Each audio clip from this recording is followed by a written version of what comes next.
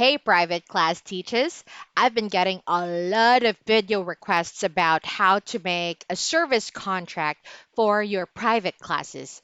And the thing here is, Teacher, if you're the type of private tutor who doesn't give your students a contract, well, you're going to be in big trouble. Uh-huh. Because if there's going to be like problems, most of the time, you're going to be the one who's going to be at a disadvantage. Like, what if the student cancels your class like 2 minutes before the class time? You're going to end up losing money. Or what if the student has a class with you and fails to pay you on time? Are you just going to be chasing after the student? Or do you want to get stressed every time? Right? So it's important that every private class teacher has a service contract to issue to the student, even actually before having your first official class with them. It's extremely important because a contract protects not only the student, but also the private class teacher. So if you're interested, please continue watching. And if you want to learn more, all you got to do is subscribe to my channel, Teacha Karen. Let's get started.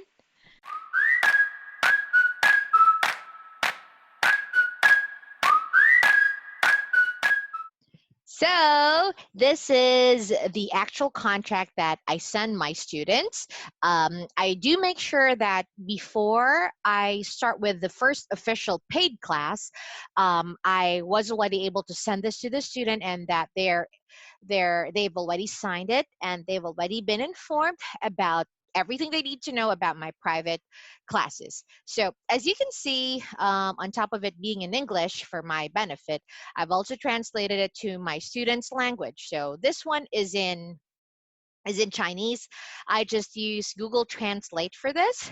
Of course, we have to indicate the student's name, age, the mother or the father's name, the WeChat ID, or let's say if this is a Taiwanese student, the line account name, or if this is through Facebook Messenger, the Facebook name.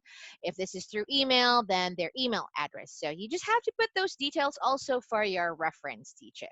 Now, for the first part of the contract, I usually indicate the platform that I will be using on my classes. This is to set my students' expectations that I'm not going to be purchasing any software, any teaching software, and I only support these teaching platforms. And uh, I do indicate here the ones that I use, Classin, they're free. It's a free 25-minute class. It's actually up to 40 minutes. Skype and Zoom. Of course, you have to be practical. You don't want unnecessary costs, so you have to indicate which teaching platforms you support in your classes. And let's say if they want to use another teaching platform, well, they could send you the link, but it's not your responsibility to pay for that. Because again, teachers, the purpose of a contract is to outline your responsibility as a private ESL teacher and your students' responsibility. It's their responsibility to know that these are the only teaching platforms that you support, so that they're not going to be too demanding and they're not going to ask too much from you. Next one, part two, is the class schedule. So I said here that the class schedule depends on number one, the student's availability, and number two, the teacher's availability. It's important for you to state that, teacher. You know why? Because you don't want the student to feel that you are an incompetent teacher every time you say, oops, sorry, I'm not available. But what if you have a lot of private class students? What if, on top of private tutoring, you also work for an ESL company? So, for them not to take your schedule and your availability against you, you have to make it clear that the scheduling depends on two factors and not only the student. Now, I also indicated here that the reservation should be made a week in advance. They shouldn't make reservations the day before because, again, teacher, the goal here is for you to make them understand that you're not incompetent and that your schedule has to be respected. Therefore, their class reservations should be made a week in advance so that you have 7 days to plan ahead. You would be able to manage your schedule, you'd be able to teach more other students, you'd be able to work for an ESL company or, you know, Manage your time wisely in relation to the other things that you do other than being an ESL teacher. Now, I also indicated here my availability. As you can see, it's just 1 p.m. to 11 p.m.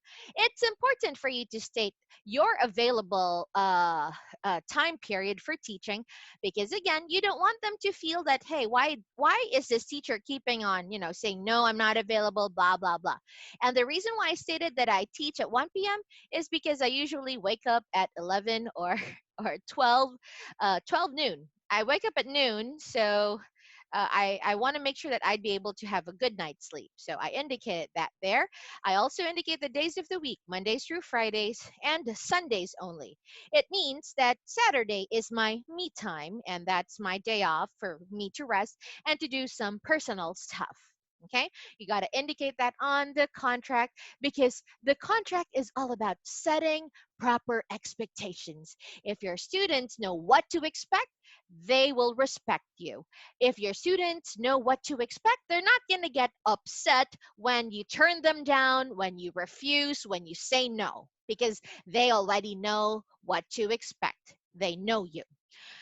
Next, I also indicate on the contract that when it comes to cancellation, either from the student or the teacher, this should be done at least 1 day in advance. Why? Because you have to respect each other's time.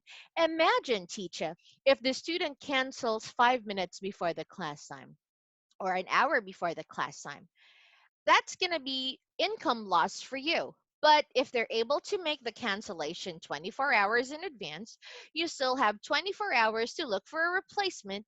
Therefore, it will not be an income loss for you. You got to be wise as well. Think of yourself, think of this as a business as well, that you don't want cancellations to turn into a business loss or an income loss. Now, I said here, not being able to do so, not able to give you a notice 24 hours in advance, would incur a penalty for one class. What does that mean? It means it's still going to be considered a paid class. So if they cancel rather less than 24 hours before the slot, that's already considered a paid class. But you got to do this with caution, teachers. Okay, if you think that this will affect your long-term relationship with the student, then you could choose to remove this. It's really up to you. But me, I'm confident that when I say that this will be, considered a paid class, then it's considered a paid class. So just make sure you choose to put this on your contract. And when you do so, do it with caution.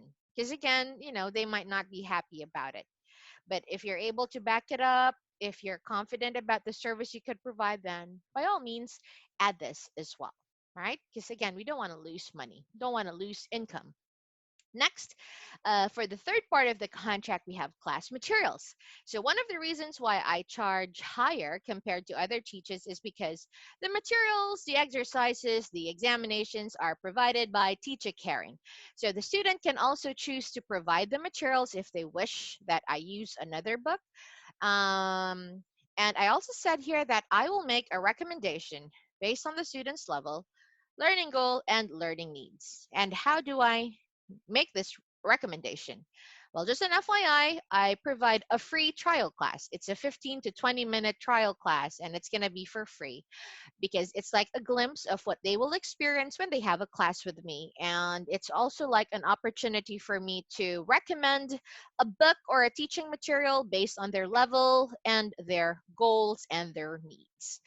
Part number 4 for your contract, Teacher: payment options. So you have to indicate all the payment options that you accept. Usually the international payment option would be PayPal. I have students from Japan who pays through PayPal. You have to indicate your email address where they will be sending the payment. And I also indicate if there's a service charge. Now, since my student is from China, I also accept Taobao money transfer to Gcash or Alipay Hong Kong to Gcash. Well, basically, all of my students from China, I get the payment through Gcash. there is a service charge, but it's a reasonable service charge. I highly recommend that they use Alipay Hong Kong because that is totally supported by Gcash, and I've never had problems with Alipay Hong Kong. So you just have to simply instruct your student who's from China to like download Alipay Hong Kong, fund their account, and make the transfer to your Gcash account. But if they don't have that option, they could also use Taobao. Um, Next one is through Alipay or WeChat Pay. So you can also add WeChat Pay here. Now, take note of this part. This option comes with a fixed service charge of 25 RMB per transaction, Philippine pesos 200. As teacher Karen does not have an Alipay account, she has to request a reliable cashier to send your payment directly to her bank account in the Philippines. So the purpose of this 200 peso charge is for me to pay the encasher in the Philippines who has a WeChat Pay or Alipay account. So they're called encashers in the Philippines. And what we do is the student would pay the encasher. The encasher will transfer the money, the funds to your bank account or to your GCash, and there will be a transaction fee. That's why I charge an additional 25 RMB. And notice that there is a parenthesis indicating the amount in Philippine pesos because exchange rates change without prior notice, and I always follow the currency of my country. Because let's say if you just inform the student that it's 25 RMB, what if that 25 RMB is just now worth 150 pesos? You definitely would have to shoulder the 50 pesos that you lost, just in case that the transaction fee or the service fee is 200. Now, the last part would be the class fee. I usually offer a package for 25-minute classes. So 10 to 20 classes would be 40 RMB, that's 315 pesos per 25-minute class. And if it's more than 20 classes, there's a discount, which is just going to be 275 pesos per 25-minute classes. So please do not belittle yourselves, teachers. Stop charging very little, 10 RMB, 7 RMB, 8 RMB, 15 RMB for your classes because we are respectable teachers. This is an honorable job, a noble job, and you do not have to belittle your monetary value. So I also have like a perk here on the last part. Every new referral comes with one free class for the student. So let's say they refer a student. I offer one free class for the person who referred the student. Let's say my student is Wilson, and Wilson referred a student named Lucky. Wilson will be receiving one more class for free. Now, I have here, please do not make payments, not until we have made a test class session, 12 minutes only. Actually, I changed it to 15 to 20 minutes through ClassIn, Zoom, or Skype. What I'm trying to say is do not make a payment, not unless you're 100% sure that you want me to be your teacher because we've already had a trial class. Now, I'm going to ask for their signature, the date, and I'm also going to do the same. So basically, this would be everything that should be indicated on your service contract, the private tutoring agreement with your student. So that's a glimpse of a service contract. As you can see, I was quite detailed when it comes to the inclusions of my services, the do's and the don'ts, and the responsibility of the teacher and the student. And you don't really have to copy the exact format of my contract. You just have to know what you're supposed to put on that contract because, again, the goal is to protect you, teacher, from losing money, from unnecessary stress, and of course, from having problems with your student. As much as possible, we would like to maintain a harmonious relationship with all our private class students because these are also the same people who will be referring us to their friends, which basically will allow us to make our, student population grow. If you like this video, please give it a thumbs up, subscribe to my channel, Teacha Karen. Comment below if you have further requests, comments, or violent reactions, and hit the bell icon to get notified for new video uploads. And be a blessing to the people around you. I'm going to see you next week. Goodbye.